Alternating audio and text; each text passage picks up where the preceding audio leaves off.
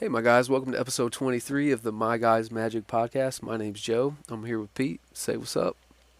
What's up, my guys? Pete here. So, we have a special guest with us today. He's a longtime Magic grinder and blue white control enjoyer, a gentleman with a refined taste for footwear.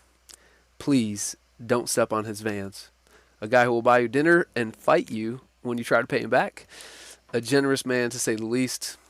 Our guest recently finished in the top 4 of the Hunter Burton Memorial main event on Blue White Control. My brother in Christ, Mr. Matt Anciaux. Say what's up, Matt. What's up, Matt? What's up, my guys? What's up, Joe? What's up, Pete? Yo, Hey, Matt, man, thanks. welcome. Yeah, dude. Thanks for coming on the show. We appreciate it.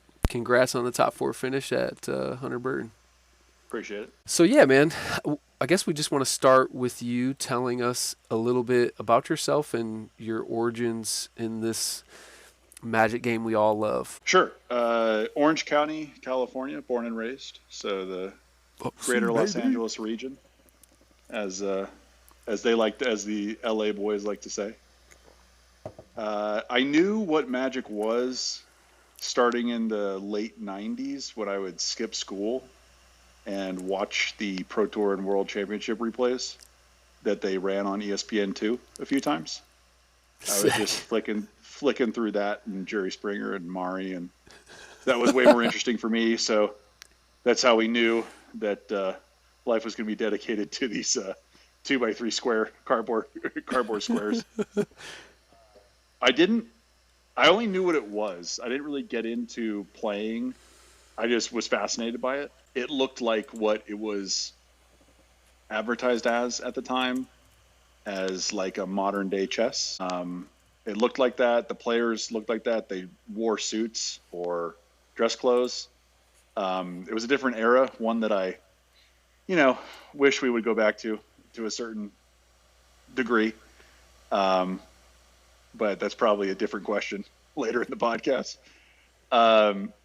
I didn't actually start playing it until middle school, so a little after the new millennium hit us, because I'm an old man now. And that was only because I was sitting in gifted and talented education core class. So that's where they did all the liberal arts, like reading, writing. Forgot the other third class that was all with one teacher. And 3 or 4 of the other nerds in that class that weren't part of my group of nerds were opening booster packs in between periods and looking through cards. And it looked interesting to me, so I walked over. And one of them, his name will remain nameless until I'm hopefully blessed with the ability to go pro, so I can call him out on a Facebook post. Looked at me after I asked him, what is that? What are you guys up to? What are you doing? Something to that effect. And it's been a lot of years since then, so I can't remember exactly what he said to the T, but it was something to the effect of, "Don't worry about it, Matt. You wouldn't understand." Which, in a nerd class, that's a direct attack at my ego. And the diva that I am could not let that stand. And here we are, 25 plus years later, me trying to prove that guy wrong, that I do understand. So that's the origination, and then since then, grinding. So dang, Matt's origin story into Magic is to prove some schmuck wrong, huh? Let's go. 100%. I know we're big in the current day and age on love and hate, but don't underestimate the motivation that hate can provide. That's all I'll say. Yeah. Typical villain origin story. I love it. I didn't say you're wrong, Pete. I didn't say you're wrong. So why blue-white? Where did that, Yeah, so it wasn't always blue-white. People in this current iteration of competitive play know me on blue-white, and it has been blue-white for 8 or 9 years now in a row in every format, every competitive format, I should say, or qualifying format. But, I remember, especially when I was new playing, just trying to understand the game, build I liked the color green initially. I like Lana War Elves. I think Lord of the Rings was popular at the time, so I probably just thought that was cool at the time. I built some of my own decks, like Land Sacrifice Destruction, Mono Green Stompy, and Odyssey Block. It was my own creation. Had a little bit of success with that. Um, I did a blue black mill deck on my own, and like went like 3-1 in an F&M, and that was the first time I ever did better than 50-50. Nice. I played Astral Slide in like the next competitive season. Did really well with that, but besides, like I said, winning F&Ms, I never got there. The nickname that I picked up pretty quickly, a few years into competitive play, was Mr. Second Place. You'd show up. If it was your day to win, I would be the one congratulating you. Uh, I will break the mystery and reveal to the audience that I'm 38 years old in May. And I have more second place finishes than my age. And I have more than my age, so much more than my age, that I stopped counting a long time ago. So when that happens, you get the nickname Mr. Second Place. I played a lot of aggro decks. When I came back for the most recent time was around Kaladesh when it got released. And I remember playing red-green electrostatic pummeler combo. Yeah. And the common thread across all of I played black-red vampires when Cobblade was a thing. I was never really, I would say, a control player. I would play it if I felt like it, but I wouldn't say that was like my forte or what I wanted after. Maybe that's why I wasn't successful for those 20 years. But it was just based on like, how do I get a W? How do I get a big enough W? Whether that was the old PTQ scene, the aughts, PPTQ scene, or this current, RCQ scene. And it didn't happen until 2018, day after one of my younger sister's wedding. I went to San Diego, went to a PPTQ, and the season prior, Blue-White Control was the best deck in the format at the very end of the format. I had played the Drakehaven Blue-White cycle control deck, that like earlier in that season or the season prior, so I had most of the cards. And I brewed a control deck that was just 4 Teferi, Hero of Dominaria, and I think 1 Lyra Dawnbringer in the main, and got there. And finally, like, won something. And since then, the only time I've been able to cross the threshold and get a W for an invitation or a tournament of any size has been through control. So once it happened a few times, I was just like, you know what? If Magic is saying I need to play control for me to get the results I want, I'm a diva and I'm prideful, but I'm not too prideful enough to go, yeah, sure, I'll play control. That's fine. And like I said, for the last 8 or 9 years, that's been a thing, and I've consistently queued. So it's working. Yeah. Okay. Yeah. I mean, I love my blue-white control too. So, and it, it paid off again recently at the Hunter Burton. So It did okay. yeah. Almost there. Almost there. Yeah. I mean, in the field of Boros energy, I can't. Boros energy. We can't be too good. upset. We can't be too upset with top 4, with 375 players, and No. what was it, like 10% of the meta was Boros? 9.8. So yes, 10%. Yeah. Yeah. Can't be Yeah. mad about that. Can't solid run. Yeah, if you had told me when I checked into VIP and was on site Friday afternoon that you're a lock for top 4, I don't think I would have had too many qualms with that. Yeah. So let's talk about the rest of the meta at the Hunter Burton Memorial, and then we'll talk a little bit about the modern meta as it stands, because we're going into the modern RCQ season starting next week. Essentially, they'll start Next having Saturday. Yeah, next Saturday we'll have. Yeah, the next modern season RCQ. starts the 4th of April, goes to the 2nd of August, and is modern finally after the dregs of several standard seasons. Sorry, Watsu. Not a fan. Was it 4 standard seasons? It was 3 of the last 4. Yeah. Pioneer. Tough. Pioneer. Pioneer's dead. They're not bringing it back. Don't say that, dude. I mean, I wish. I mean, that's the format Blue White is like tier 1 in. So Yep. Yeah. Unban Yeah. Soren and bring back Pioneer. Sign me up. Unbanned Soren. I mean, I'm okay with that. I ate vampires alive when it was legal, so turn 2 counterspell beats turn 3 Soren. So I'm okay with that. Yeah. Before we get into the meta breakdown of the Hunter Burton Memorial, if anybody listening, it's a yearly suicide awareness charity tournament. Hunter Burton was a Texas player who did very well. Was on the Pro Tour. Unfortunately, was affected by suicide, and so that's why it's named after him. The charity is taking his name. I just want to say it's like a wonderful cause. It's a great charity. I really think as many people that can attend should attend. It's almost always historically the weekend of, before, or right after St. Patrick's Day in March. The people behind the scenes were all wonderful and great and did a phenomenal job unpaid for 3 days to make it an enjoyable experience for all of the players, whether it was the main event or the side events or the artist galley or the silent auction. I got an item. That was cool. Nice. And I just want to make sure people know that it exists. It really has become like the charity tournament on the calendar every year. And I would love if the community got even more behind it and made sure that it, keeps that standalone weekend and has as many participants as possible every year. Yeah, I was actually going to save some of this talk toward the end, but I think this is a good place and an important point to discuss it. Like, suicide has probably affected every single person in the Magic community, some more so than others.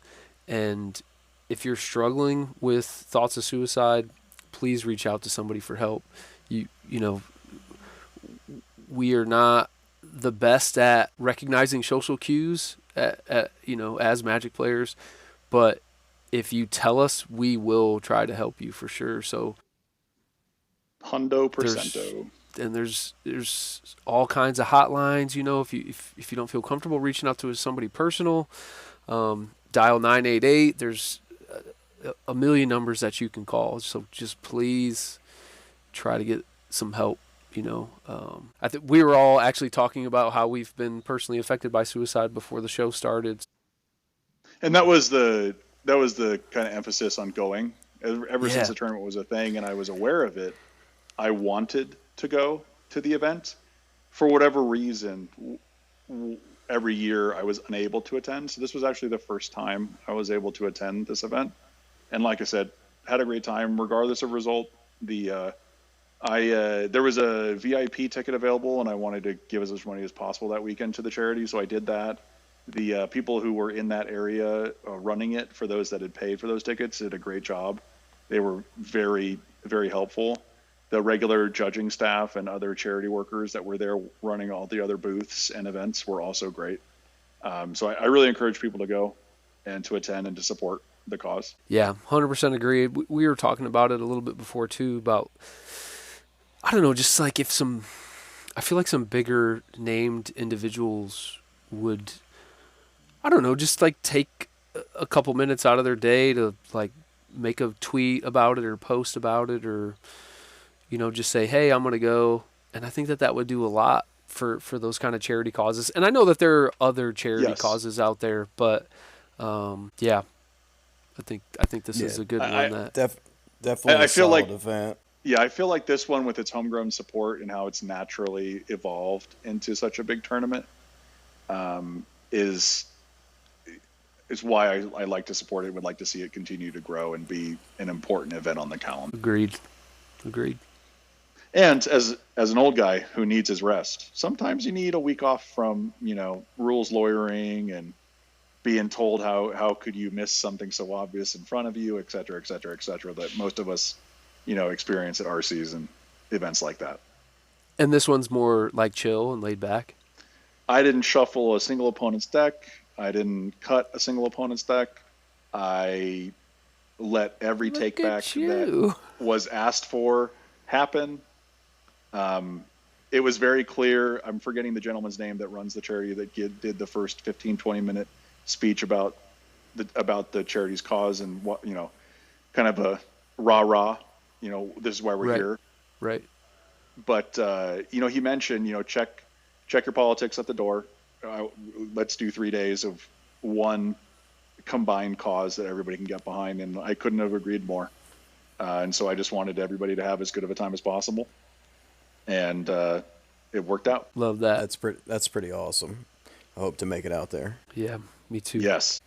Met at the Hunter Burton Memorial and kind of broader meta games. Hunter Burton. So first off, Matt, you sent me all this data. I appreciate you compiling this for me. It looks like you put a lot of work into doing that, and so I'm thankful for that. So 374 players is what I've seen. Yes. There were 6 players that I could not identify with a deck list in the tournament registration. So I don't know if that means they had a paper deck list or were not part of the tournament for whatever reason. So for those listening, if you want to go along with the assumption of 368 players in the data pool, that's how you should follow this. Yeah, so I pretty minimal change in the overall percentages, but yeah, relevant note nonetheless. So Boros Energy, no surprise, most popular deck, approximately 10%. Saw kind of the best conversions into day 2, into the top performing decks. Ended up winning the tournament. And I feel like Boros Energy has been like this since MH3 came out. Like, what do you guys think about Boros Energy? Is it too good? Like, where are we at with the deck? So I agree that it's the best deck, especially since there's been no bans for a year now with the no ban announcement this past Monday by WotC. It'll be, once Modern season starts for RCQ season, it'll be over a year since the Underworld Breach ban announcement. So I think that alone shows that it's in a good spot, the format. Relatively good spot. One of my good Texas buddies, shout out Mac Blanchard, excellent player, was on Storm at the HBMO. And he pointed out walking to his car to go, again, congrats to Jason. Jason Cornell won the event. Also a good Texas grinder buddy of mine. We were going to his celebratory dinner after party, and we brought up where Boros was as at the top of the format. And he made the very good point of, what would you prefer? What else do you want instead of Boros Energy? Historically, before Boros Energy, aggro in Modern was not the best, was not on top. And maybe Boros has too many legs, too many options as an aggro deck, or as a aggro deck definitionally should. But I agree with him that I think it's probably the best option of the available options of what should be at the top of the format. Yeah, and I think that it's not just an aggro deck. It has so much staying power with some of the cards that it plays, like Flage and Johnny and Seasoned Pyromancer, that it has these very fast and powerful, aggressive lines, but then it has a staying power of all these other kind of like more powerful mid-game threats. So I just feel like it gets... Yeah, the deck's really good, right? They have a great aggro start. You wipe the board. They're like, cool, I'll escape Flage with an Arena of Glory. Yeah. Tough. Take 12. What? Yeah. I don't know, just something to think about. Yeah, two of my 3 losses on the weekend were to Boros Energy. Jason, again, in the top 4, who ended up winning the event. And then, let me check my notebook real quick. Muhammad in round 2 of the event. Okay. So, good deck. Yeah, the deck's good against control. For sure. At least we're not in a meta where it's like, play this deck or you're playing the wrong deck. Yes. Yeah. Yes. So- So you could be that. We've been there. Yeah, and I talked with Joe recently, within the last couple of months, about how every format since RCs became a thing has been dominated almost every time by this was clearly the best deck to play at this event. Right. So it's good that it's It's probably still the case that Boros Energy should be your default choice at a modern event, but it's not so overpowering compared to like a mono green devotion in that first RC Atlanta, or Right. other examples where the format was clearly not as evolved, or had a plethora of options available for players. Yeah.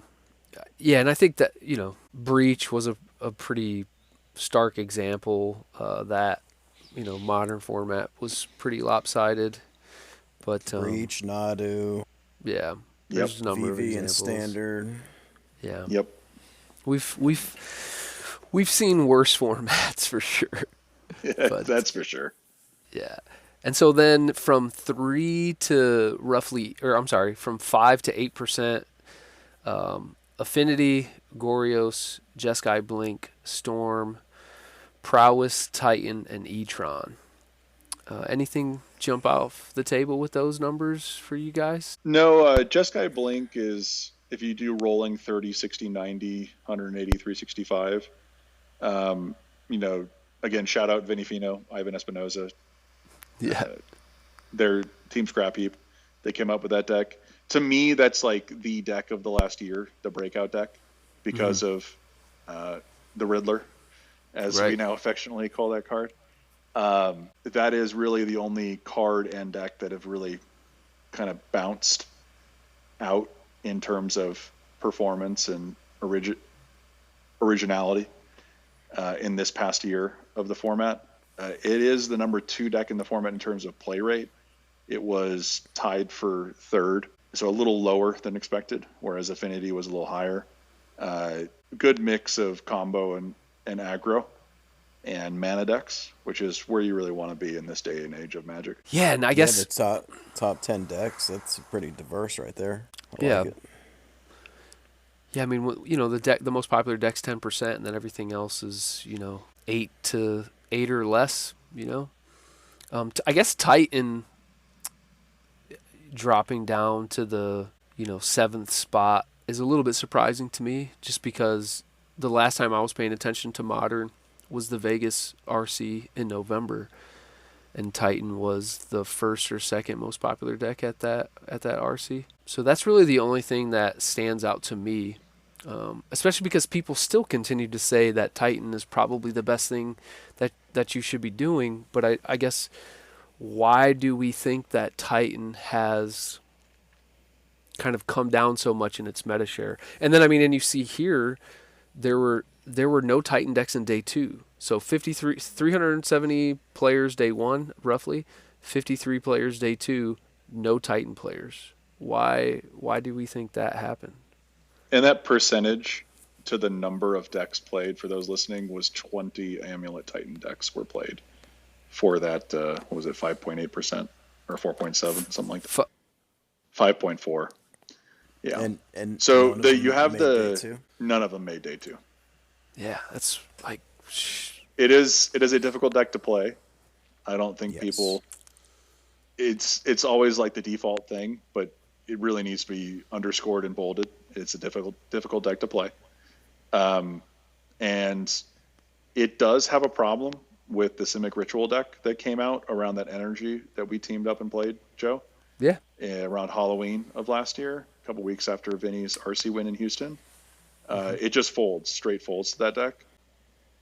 Mill is close to an auto loss to a lot of Amulet Titan players, and you see that it was tied for, I believe, 11th with Blue White Control in this tournament.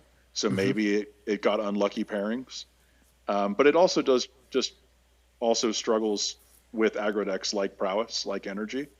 If they don't have, don't mulligan 2 or start with a 2 or turn 2, 3, or 4, combo kill, they are leaving themselves open and vulnerable to aggro decks, which are plenty and plentiful in the meta. Yeah, basically a fast start with a couple, 1 or 2 key pieces of interaction is enough to finish the job, I guess. Especially if somebody's not keeping a good hand. Yeah, that makes sense. Yeah, and to Matt's point, right? The deck's not easy to play. There's a literal Bible, right? Yeah. Dom's Bible on how to play Yes. it.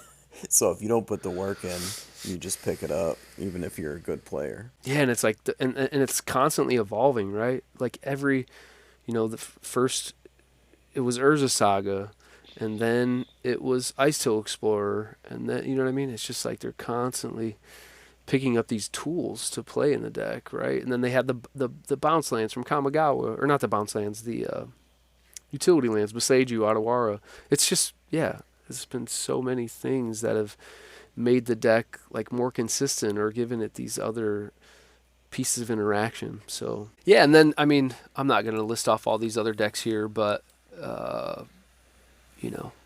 another 18 or 20 so decks between 1 and 3%, several of which made it into day 2 in the top 15.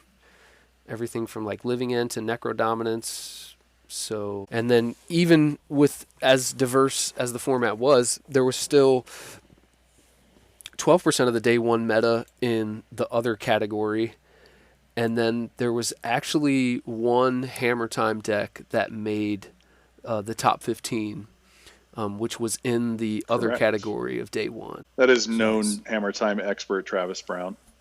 Okay. Of course. Yeah, and how many? So that is not surprising.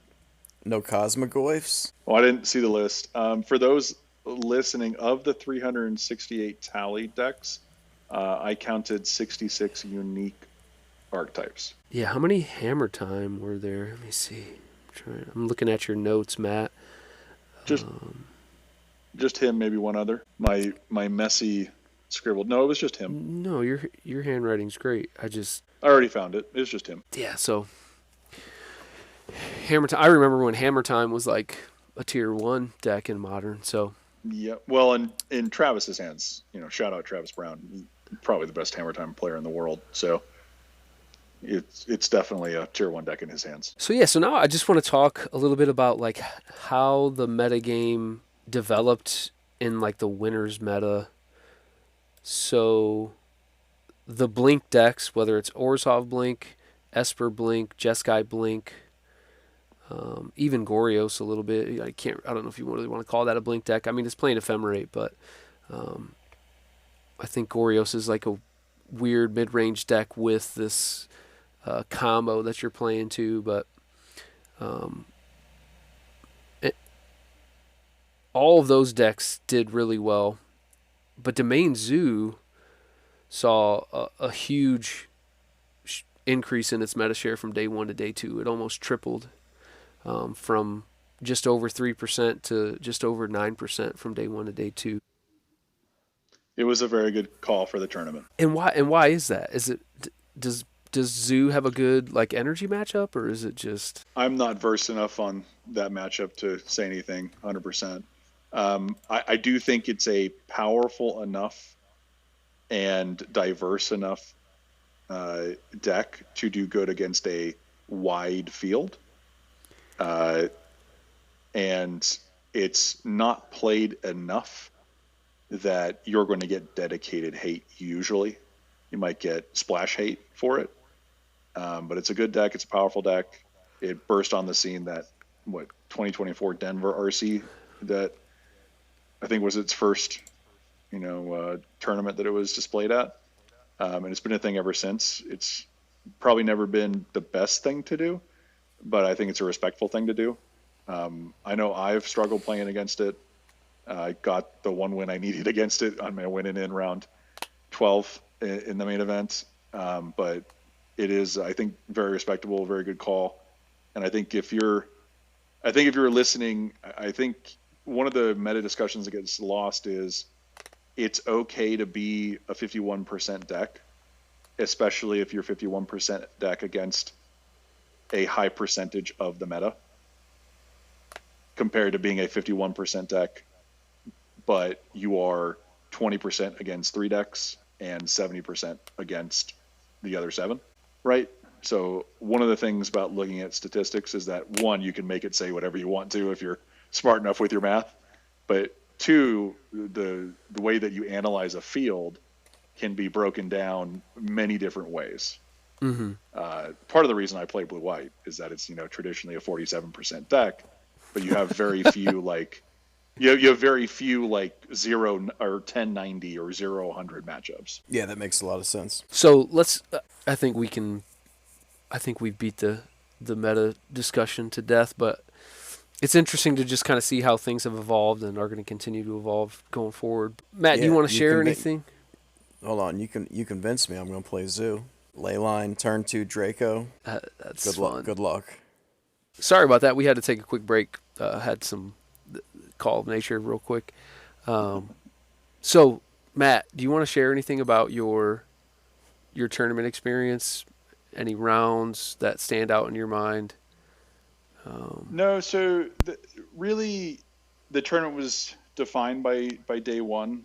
As a control player, we're looking to really eat the combo decks that are out there in the meta and go over the top of the mid range decks that are out there in the meta. And I was fed that most of day one. I played Storm 3 times. If you ask really any Storm player that knows about the Storm deck, they'll tell you control is amongst the worst matchups for it.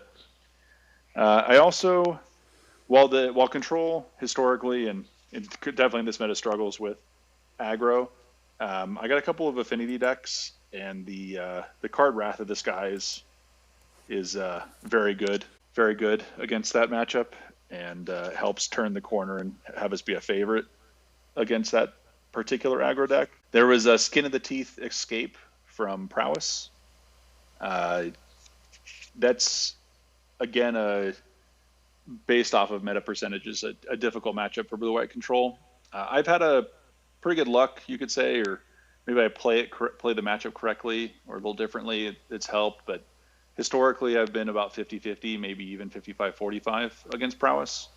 Draw the right sideboard cards, I guess is what you could say. And then the other of my 2 losses on day one was to Grixis Frog or Grixis Reanimator, which, tip of the cap. It just did not feel like a match I was going to win no matter what.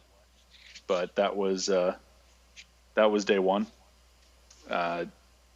Day two was Buddy Cade on Eldrazi-tron, and Scepter Chant helps make that matchup very, very much in our favor. Chris, I want to say his last name is Krall, but I might be mistaking his last name. He's probably the best overall player in Texas. He was one of the 3 or 4 that came with a dedicated Orzhov Sewers list that they all day 2'd with and all did very well with.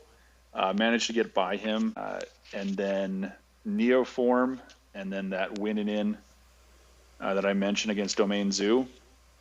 And top 8 was a win against Jody Keith, probably the best player in the room, on that new variation of Living End that is more Sultai Love than that. what it's traditionally been. Love the way that deck looked. Yeah, Yep. It was by far the most difficult Living End matchup I've had to play against. Probably due to the way the deck is now constructed, but also due to the level of player skill I was dealing with. Again, Jody Keith probably being the best player in that room all weekend. I do want to say both days started off playing against Texas buddies of mine. Brent, who was on coverage and said a couple nice things about me when he was on coverage later in the weekend as it went on, was on Storm, and I beat him to start day 1.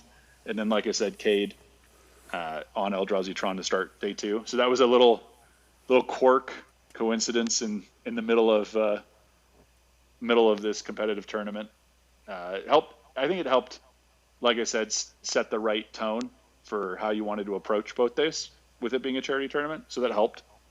All of my opponents were great. They interacted great.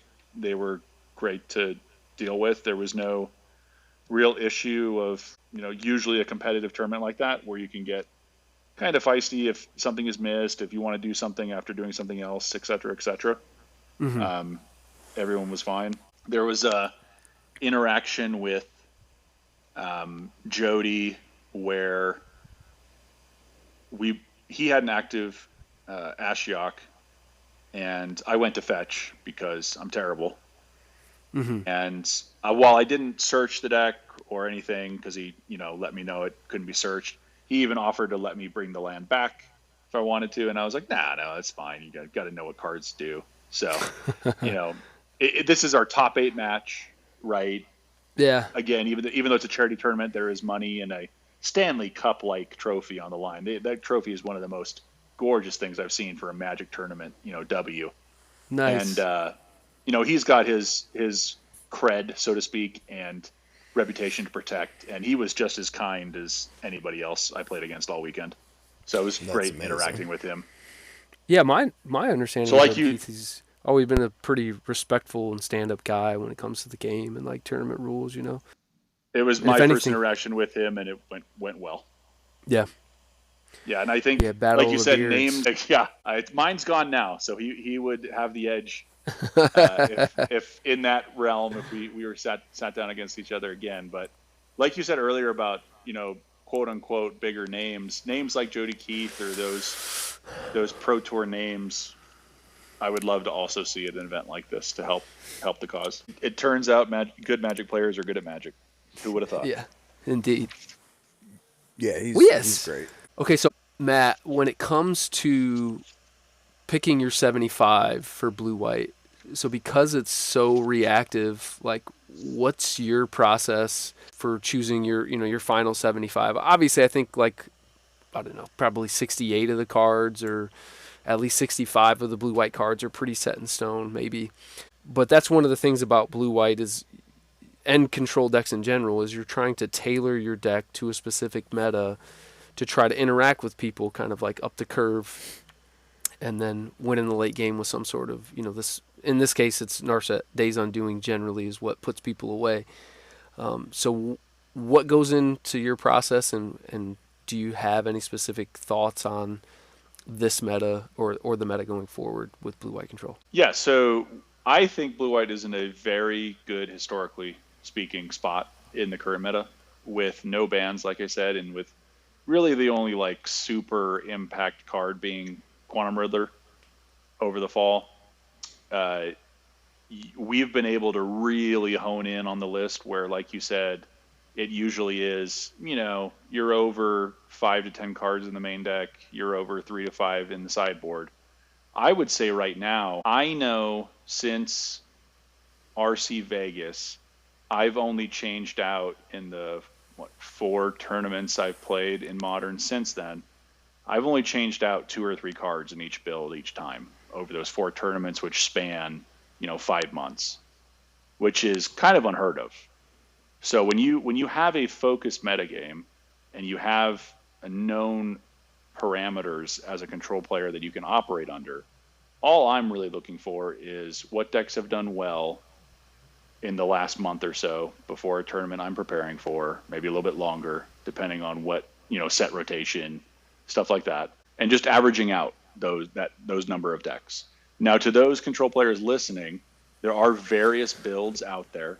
I can't speak to the Miracles Terminus list. It's not a list I play. It's not a list I like.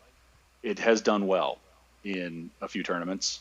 It has picked up steam over the end of last year, beginning of this year, online for one reason or another. It is a perfectly valid version of the deck to play. I prefer the Legacy Import Narset Days Undoing combo, as well as the Teferi Isserkron Scepter Orem's Chant lock, due to the combo-ish nature of those cards and how it leads to concessions from opponents. Because as a control player, one of the constraints, as it should be on any player, is the 50-minute round timer. Mm-hmm. And you want to show a win, whether virtual or real, to your opponent, not as quickly as possible, but as convincing as possible so that you can get in 3 games in enough time if you need it. Yeah, makes sense.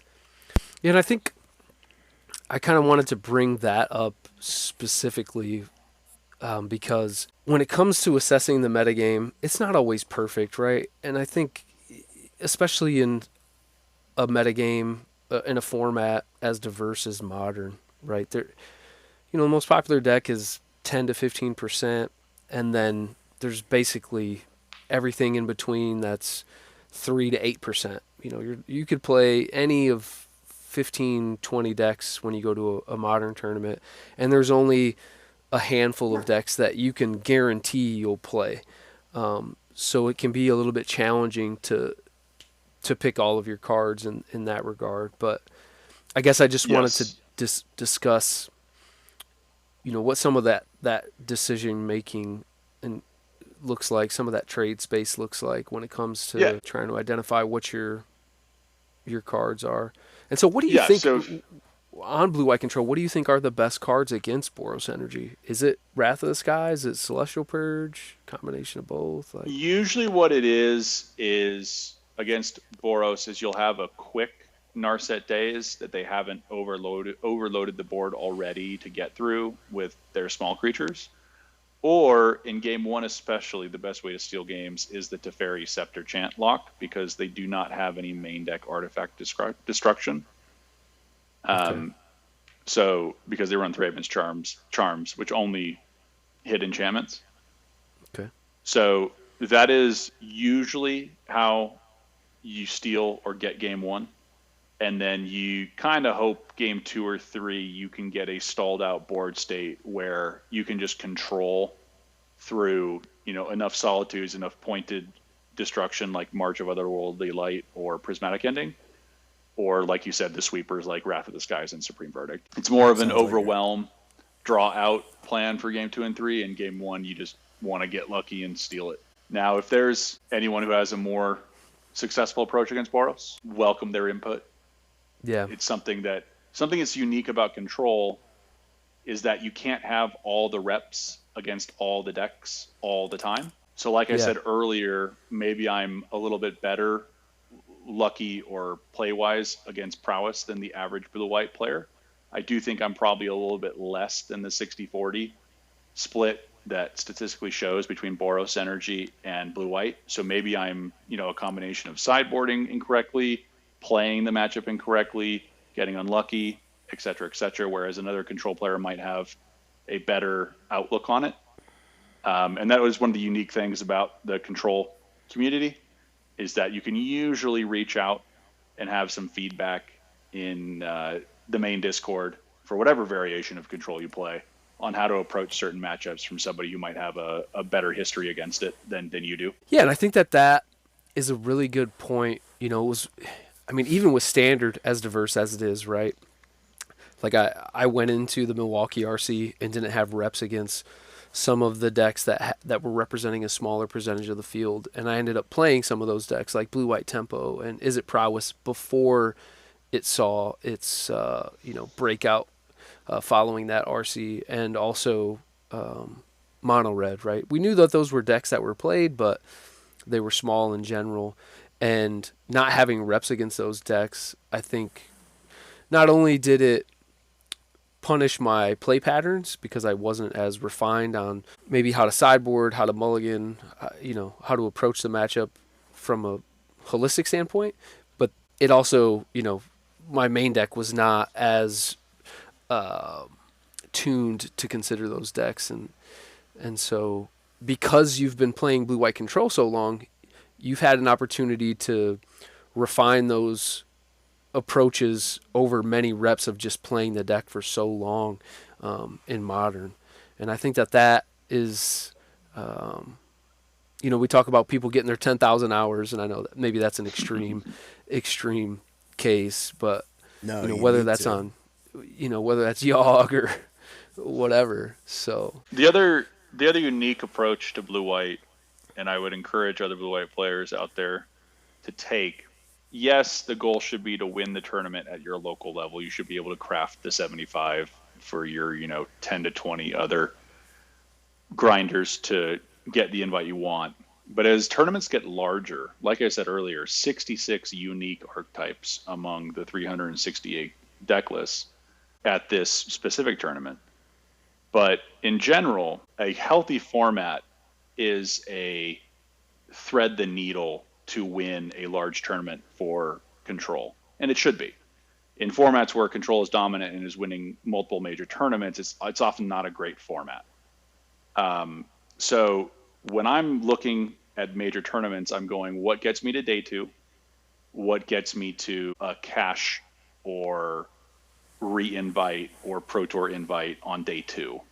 My goal is not necessarily to win the tournament at bigger tournaments, because I know the odds of getting, like you said, those 1% meta decks or decks you don't have any reps against aren't zero in those major tournaments. And so you have to account for likely losses and try to build a deck that can attack 5 to 10 decks at the top of the meta the best, and hope that you stay around those 5 to 10 archetypes at the top of the meta and not have to deal with anything else.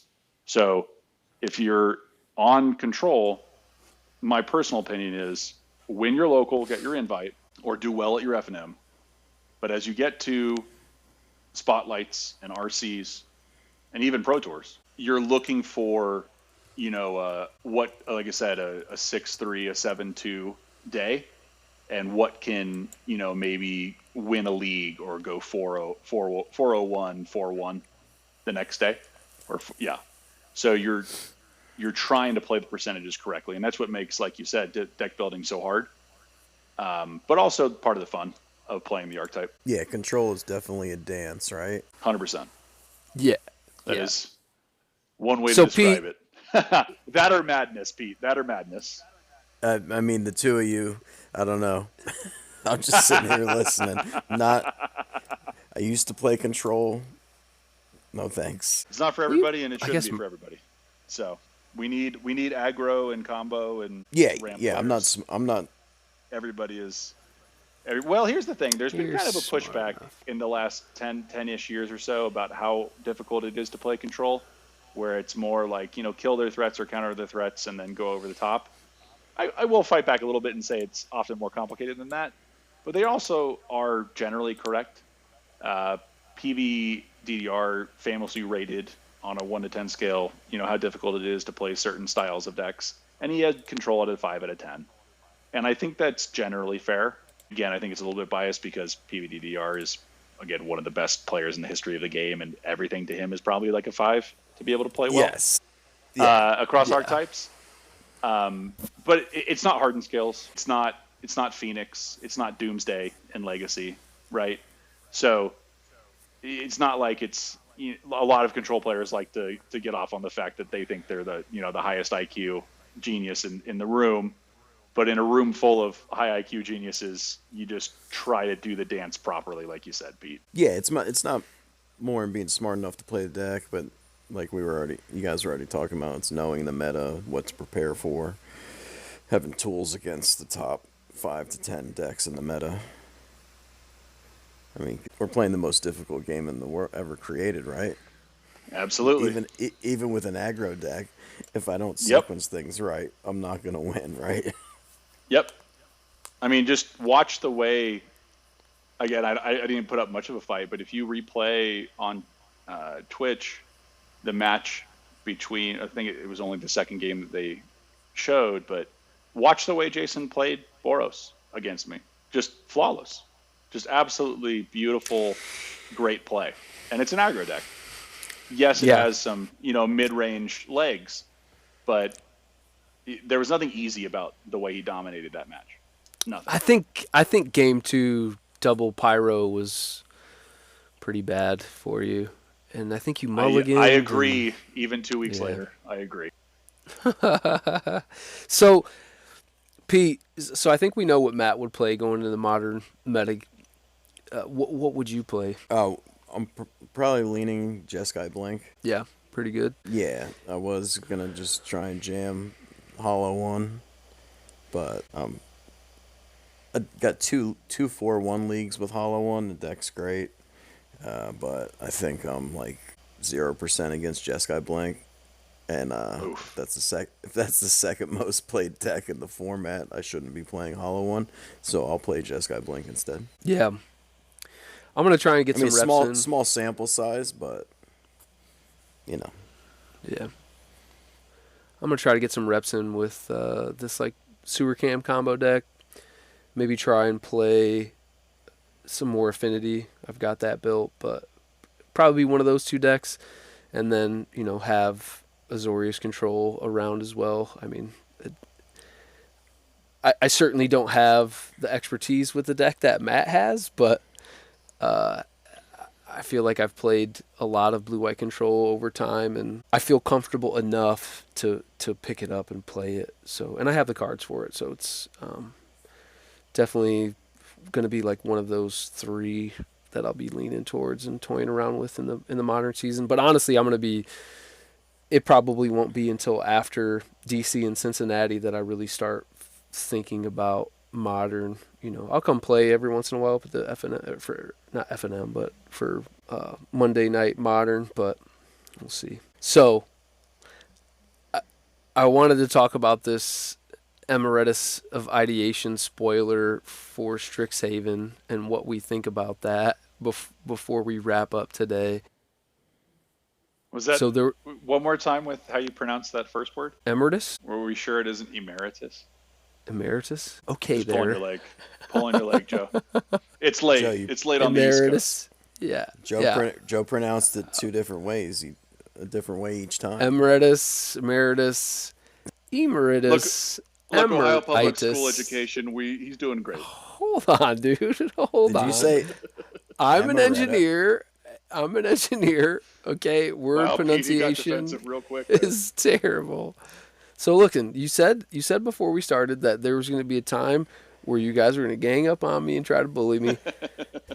All right, Oh, so you've been waiting? I've been waiting, dude. The defensive, just cortisol levels have been just on defensive mode the whole time, just waiting. So, what do you guys think? So, I guess my assumption is based on how the card reads. So, it's a 3 and 2 blues, 5 mana total.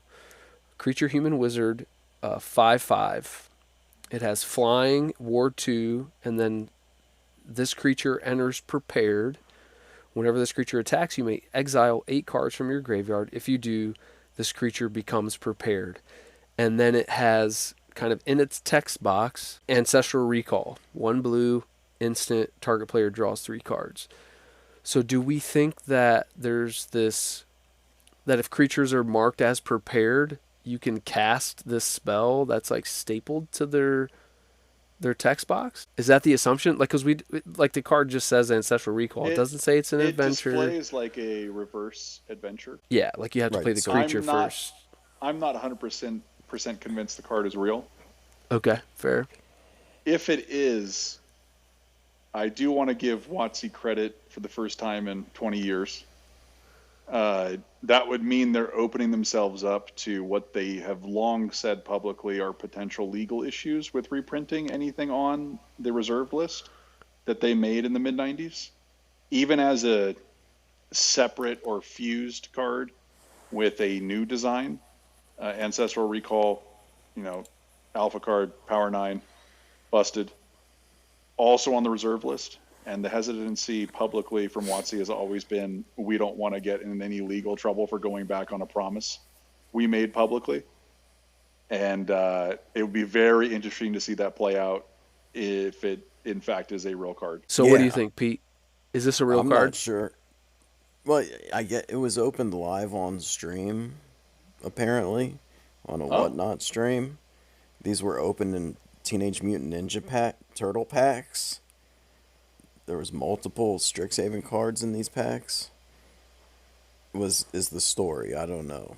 That's all. Yeah, I didn't see a stream. I just saw the screenshots. So if it was a stream, Yeah, boy, oh boy, is that interesting then. yeah, and that's the story. But then also Morrow posted that there's going to be a cycle of cards referencing. What did it say? I sent it to you guys.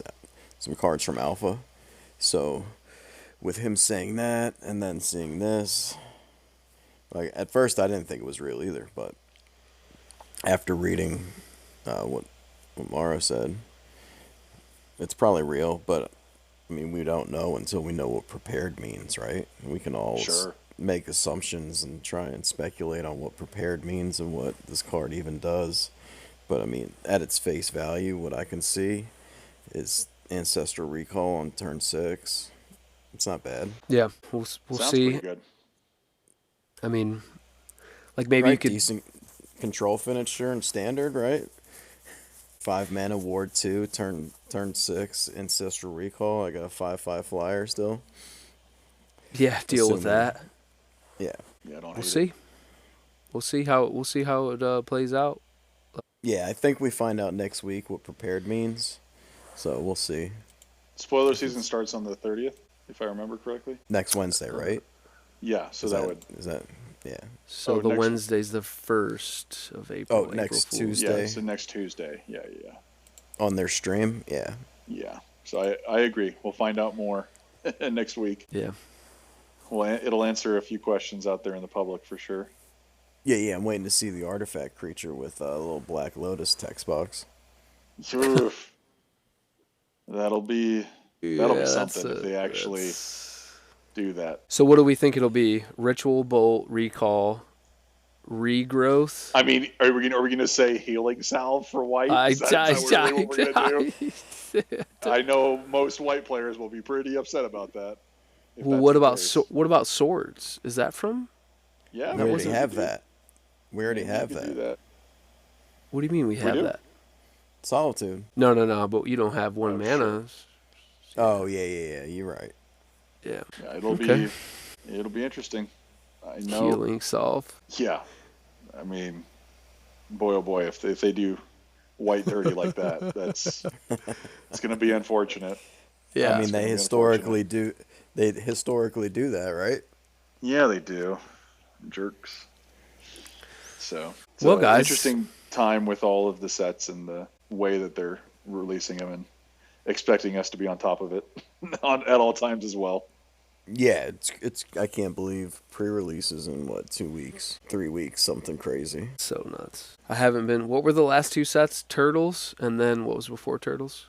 I don't know. It was Lorwyn. Lorwyn. I think I did play one pre-release of Lorwyn. I think. I actually played the pre-release of Turtles just because I'm a huge TMNT fan as a kid. Did I play Lorwyn Played too? one. That I was the don't first even pre-release know. I'd played in forever. Nice. Limited is fun, right? It's the best, quickest way to get good at Magic. No, Start drafting, start playing sealed. Turtles So. limited. Yeah, it People had a seemed good enjoyable time. for the 3 matches I played. Yeah, everybody at the shop seems to be having fun. Well, Matt, if people want to reach out to you on social media, how do they get a hold of you? I don't. You have don't. social media. Don't No. reach out. Don't Be reach your out. How own. are you? Be your own.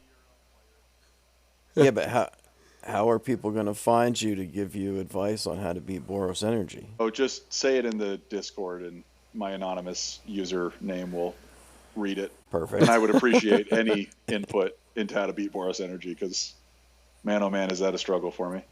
I do also want to say to any of the grinders listening, it was my day to be lucky. So it can be your day any other day on a big tournament scale as well. Don't get discouraged. Keep playing. Keep grinding. You'll get there. 100%. Nice, wise words. So, if you've listened thus far, we really appreciate it. Please subscribe, follow YouTube, Spotify, Blue Sky, the Twitters. Yup, smash that follow button. Anything else you guys want to share before we end this? No, thanks for having me on. You guys rock. Keep up the good work. And thank you Thanks for coming again. on, Matt. Yeah, And thanks, man. see everybody at Hunter Burton next year. Let's Yeah, go. hopefully. And then, yeah, I guess Cincinnati, or maybe DC will be the next time we all see each other. So we'll see. Vegas, first weekend of May as well, Okay. MagicCon. potentially. Yeah. I think I'm out for Vegas. I don't know about Pete. I can't do Vegas, and then it'll be DC for me. My brother's getting married the weekend of Nice. Cincinnati, so I am Congrats. busy. Yeah, it's gonna be awesome. Are you are you the best man? I am the best man. Woo! He's the Sick. bestest man. Yes. That's always an honor to be able to do that for somebody, you know. Yeah, I'm excited. All right. Well, it's late on the East Coast. I'm cooked. Matt, thanks again, bro. Look forward to seeing Thank you you, at the Matt. next one. No worries. Pete, I'll be in touch, man. All right. All right, my guys. All right, my guys. See y'all next week.